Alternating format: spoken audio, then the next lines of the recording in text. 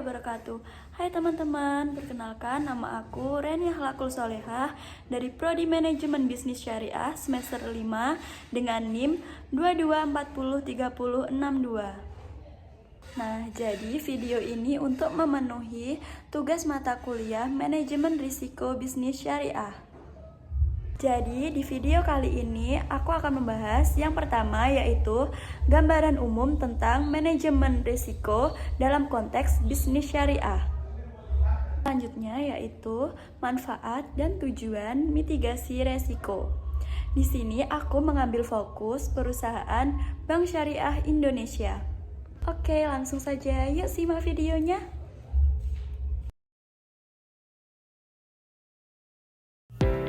Manajemen risiko sendiri merupakan bagian integral dari proses manajemen yang berjalan dalam perusahaan atau lembaga suatu usaha untuk mengetahui, menganalisis, serta mengendalikan risiko dalam setiap kegiatan perusahaan dengan tujuan untuk memperoleh efektivitas dan efisiensi yang lebih tinggi. Secara umum, substansi landasan hukum dari manajemen risiko Islam menganjurkan untuk melakukan perencanaan agar lebih baik di masa yang akan datang. Sebagaimana firman Allah Subhanahu wa taala dalam surat Al-Hasr ayat 18 yang artinya, "Hai orang-orang yang beriman, bertakwalah kepada Allah dan hendaklah setiap diri memperhatikan apa yang telah diperbuatnya untuk hari esok atau akhirat, dan bertakwalah kepada Allah, sesungguhnya Allah Maha mengetahui apa yang kamu kerjakan." Quran Surat Al-Hasr ayat 18. Hal ini berarti setiap manusia memperhatikan yang telah diperbuat dengan melakukan pengawasan untuk hari esok. Kegiatan ini mencampur perencanaan, pengorganisasian, mengarahkan, dan melaksanakan. Selanjutnya yaitu urgensi manajemen risiko bagi bisnis syariah. Manajemen risiko dalam menjalankan bisnis penting dilakukan untuk melindungi organisasi dari risiko yang menghambat pencapaian tujuan dan berbagai hal yang berpotensi menimbulkan kerugian bagi perusahaan. Dalam dunia bisnis selalu terjadi perubahan dinamis yang pada akhirnya melahirkan sebuah ketidakpastian. Dari ketidakpastian inilah timbul risiko yang berbuntut pada konsekuensi yang tidak menguntungkan. Ketidakmampuan manusia memprediksi hal-hal yang terjadi di masa yang akan datang membuat aktivitas manusia senantiasa mengandung risiko. Ketidakpastian ini, seperti halnya risiko, tentu saja tidak dapat ditiadakan meskipun dengan manajemen terbaik sekalipun. Namun, manusia paling tidak dapat berusaha meminimalisir hal-hal tersebut agar akibat buruk yang lahir dapat dihilangkan atau paling tidak diminimumkan. Terdapat 3 risiko lembaga keuangan Islam, terkhusus bank syariah yang tidak dialami oleh bank konvensional. Yang pertama yaitu displaced commercial risk, yaitu transfer risiko yang berhubungan dengan simpanan kepada pemegang ekuitas atau pada saat return investasi di bank syariah lebih rendah dari suku bunga bank konvensional. Bank syariah menjadi rentan terhadap penarikan dana investasi oleh nasabah yang dimaksud atau displacement risk. Yang kedua, syariah risk, yang menurut performa optimal dari Dewan Pengawas Syariah atau DPS. Dan yang terakhir yaitu rate of return risk, yang umumnya terkait dengan exposure neraca secara keseluruhan di mana timbul ketidaksesuaian antara aset dan saldo dari penyedia dana. Selanjutnya yaitu tujuan mitigasi risiko. Tujuan dari mitigasi risiko adalah untuk mengelola atau menangani jenis risiko yang telah teridentifikasi sehingga dapat ditentukan solusi dan penanggung jawab risiko tersebut. Terdapat 3 tujuan mitigasi risiko dalam perbankan syariah. Yang pertama yaitu pencegahan. Perbankan syariah memerlukan persetujuan dari Dewan Pengawas Syariah untuk mencegah terjadinya ketidaktundukan syariah dalam proses transaksi perbankan. Yang kedua, penyelidikan. Pengawasan dalam perbankan Islam meliputi dua aspek, yaitu pengawasan dari Bank Indonesia dan pengawasan dari aspek syariah oleh Dewan Pengawas Syariah. Dan yang ketiga, pengoreksian. Pengoreksian atas kesalahan yang terjadi harus melibatkan Bank Indonesia jika berkaitan dengan aspek perbankan atau Dewan Syariah Nasional jika berhubungan dengan aspek syariah.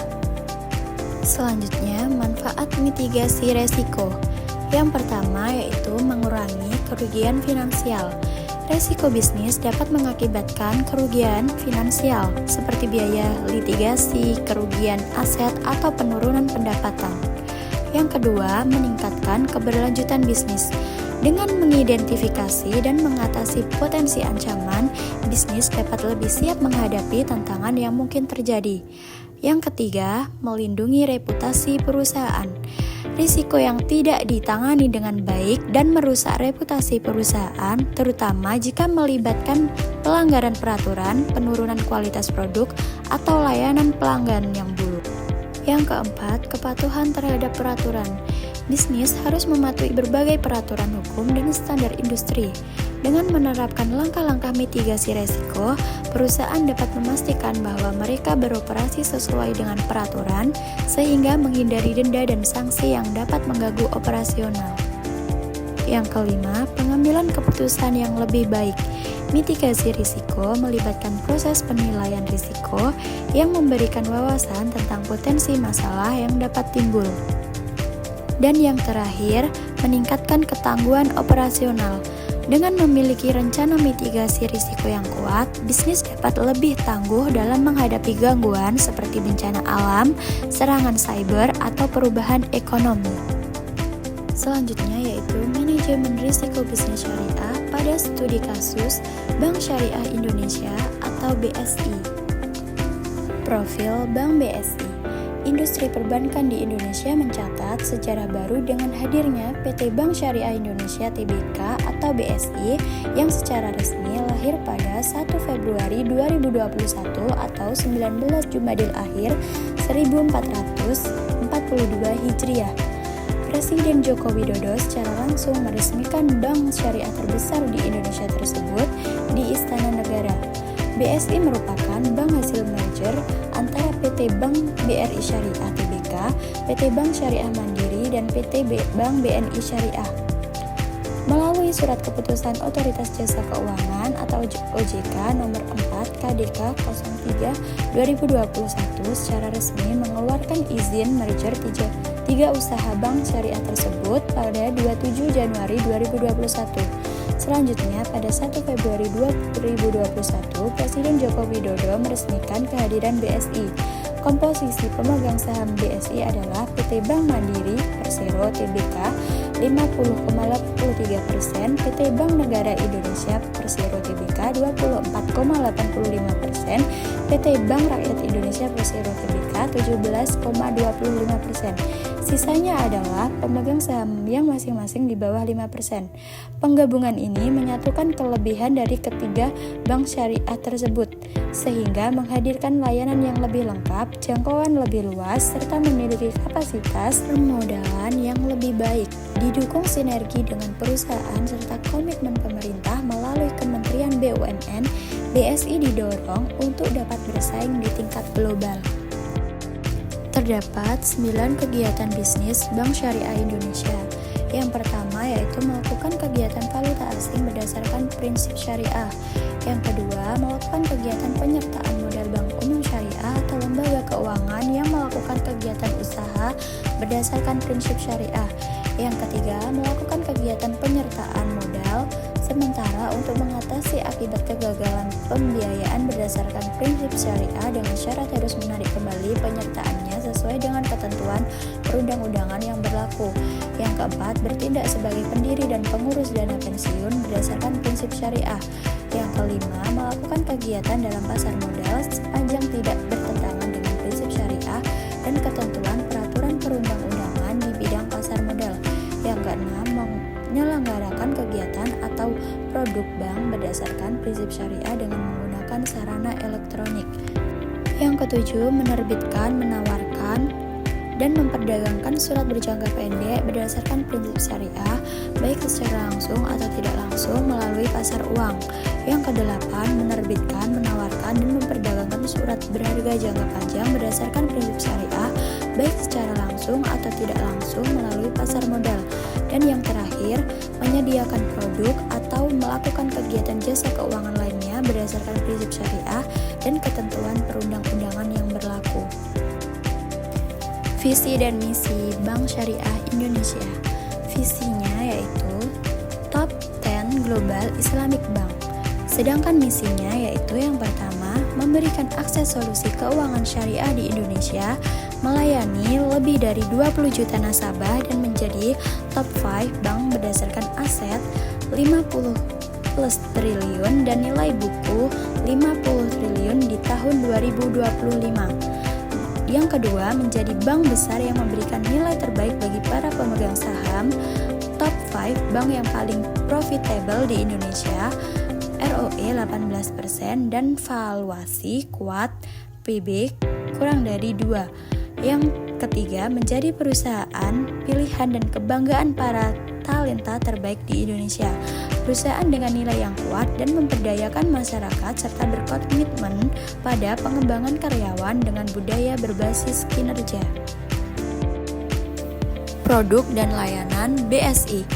Dalam hal bisnis, yang pertama yaitu Bank Guarantee Under Counter Guarantee, yaitu instrumen penjaminan perbankan yang diterbitkan atas dasar permintaan dan kontra jaminan atau counter guarantee yang diterima baik dari bank ataupun non-bank.